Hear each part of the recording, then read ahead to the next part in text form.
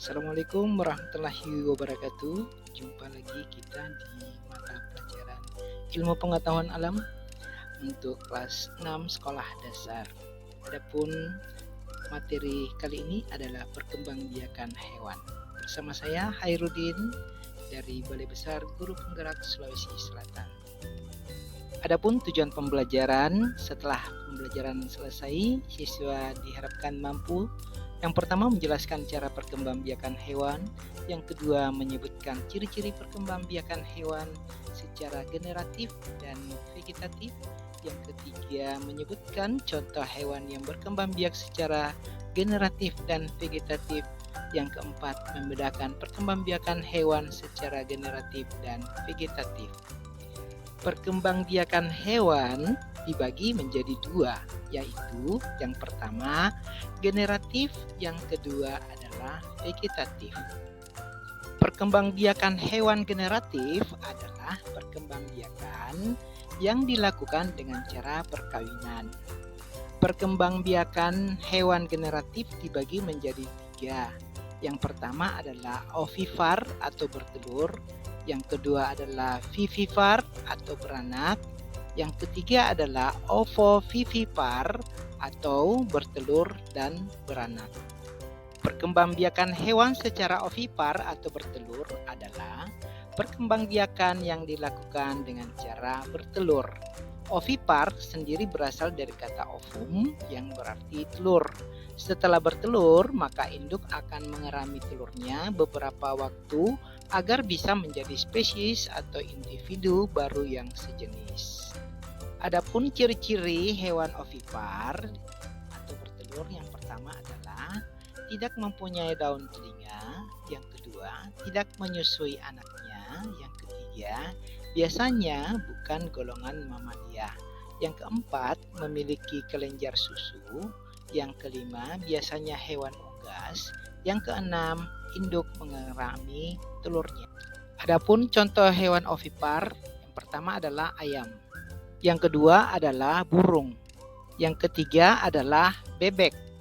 Selanjutnya, perkembangbiakan hewan secara vivipar atau beranak adalah perkembangbiakan yang dilakukan dengan cara beranak atau melahirkan.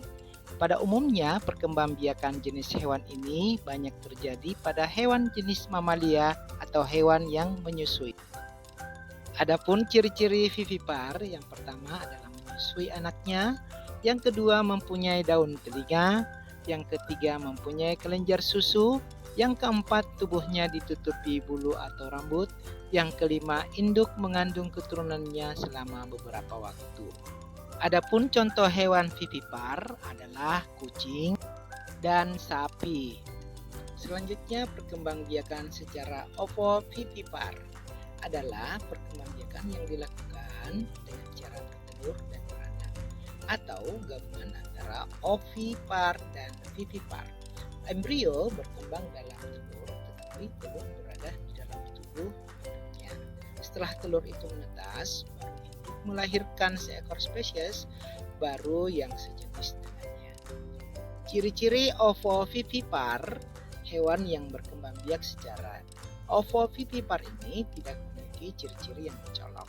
Perbedaannya hanyalah dari proses pembuahan hingga melahirkan. Tetapi secara fisik, hewan ovovivipar memiliki ciri-ciri seperti ovipar. Contoh hewan ovovivipar adalah buaya dan juga hiu. Baiklah, yang kedua, perkembangbiakan hewan vegetatif.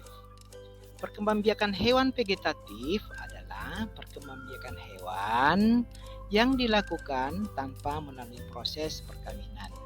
Perkembangbiakan vegetatif dibagi menjadi tiga. Yang pertama adalah tunas, yang kedua adalah fragmentasi, dan yang ketiga adalah membela diri. Perkembangbiakan hewan secara tunas adalah perkembangbiakan dengan cara pembentukan tunas. Hal ini terjadi pada hidra.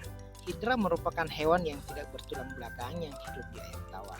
Pada tubuh hidra dewasa akan muncul tonjolan yang akan terus tumbuh dan membesar.